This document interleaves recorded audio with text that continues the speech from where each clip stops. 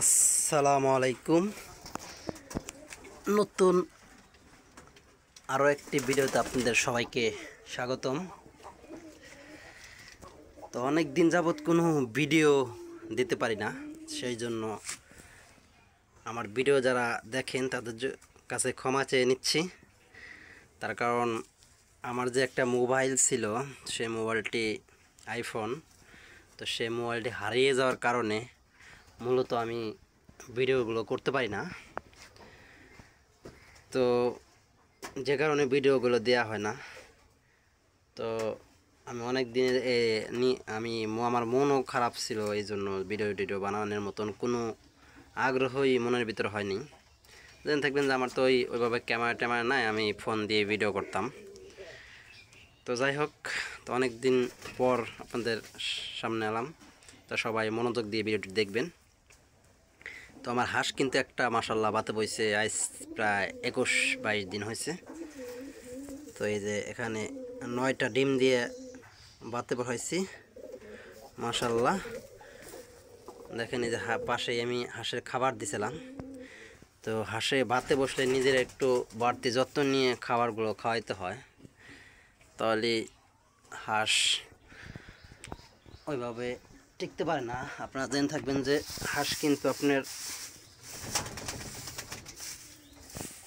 বাতে বসলে, ডিম নিয়ে বসলে কিন্তু ওরা বাইরে কখনোই ওঠে না। যদি না মারাও যায় তারপরও কিন্তু বাইরে ওঠে না। যে কারণে আপনার একটু বাড়তি যত্ন নিতে হয় এদেরকে, নিয়ম মানে এমনকি টাইম মাইনে এদেরকে খাবার দিতে হয়। প্রতিদিন মিনিমাম একবার হলেও খাবার দিতে হয়। তো এই হলো আমার অনেক দিন পরের ভিডিও আপডেট। তা আমার অনেকগুলো কবুতর ছিল, আপনারা জেনে থাকবেন যে এই যে সব খাঁচায় দামি কবুতর ছিল। তো সেই কবুতরগুলো আস্তে আস্তে আমি বিক্রি করে দিয়েছি, তার কারণ কবুতর এখন ব্যয়বহুল, লস। তো যে কারণে আমি এটা বিক্রি করে দিছি। আর মূলত আমার রাজাহাঁসের ঘরের সিস্টেমটা হলো এটা, দেখেন এটা হলো রাজাহাঁসের ঘর। এখানে বালু দেওয়া আছে, এইখানেও মূলত রাজাহাঁস থাকে। তো ফাইনালি আর একটা কথা হলো, আমার রাজাহাঁস কিন্তু আর একটি হাঁস আমার ডিম দিচ্ছে। তো আর একটি হাঁস ডিম দিচ্ছে।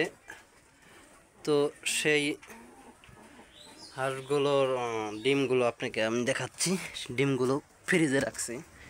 তবে ফ্রিজে ডিম রাখা নিয়ে অনেকের অনেক মন্তব্য আছে যে ডিম ফ্রিজে দিলে রাখলে বাচ্চা ওঠে না। এটা সম্পূর্ণ ভুল ধারণা মানুষের। তবে ফ্রিজে রাখার পর একটা নির্ধারিত টাইম আছে যে একটা ডিম 10-15 দিন রাখার পর বের করে ফেলাইতে হবে। বের করার পর মিনিমাম আপনি ধান কিংবা গম মানে শুকনো জাতীয় জিনিস যদি রাখা যায়, দেখেন এই যে এলো আমার রাজাহাঁসের ডিম। এই আর একটা হাঁসের ডিম পারতেছে, কেবল 4টা ডিম পারছে মাশাল্লাহ। তো এগুলো আমি বাতে দেব। তো আমার হাঁস মোটামুটি বিক্রির একটা, অনেকেই কমেন্ট করেন যে ভাই আমার বাচ্চা লাগবে, রাজাহাঁসের বাচ্চা, এগুলো ব্যাপক চাহিদা আছে। আপনারা জেনে থাকবেন যে রাজাহাঁসের বাচ্চা কিন্তু বাঁচানোটা খুব কষ্ট, যে কারণে এই রাজাহাঁসেরও ব্যাপক চাহিদা রয়েছে মার্কেটে। তো আমি আমার প্রায় 13টা হাঁস আছে এখন। 3টা হাঁস মানে নর, আর বাদ বাকি 10টা হাঁস আমার আছে মাদি। তো সেই হাঁসগুলো ডিম পাড়া ধরলে আমি তখন হলো বাইরে বাচ্চা পাঠানোর একটা আগ্রহ করব। এখন আপনাদের হাঁস আমি আমার বাদ বাকি হাঁসগুলো দেখাইতে পারলাম না।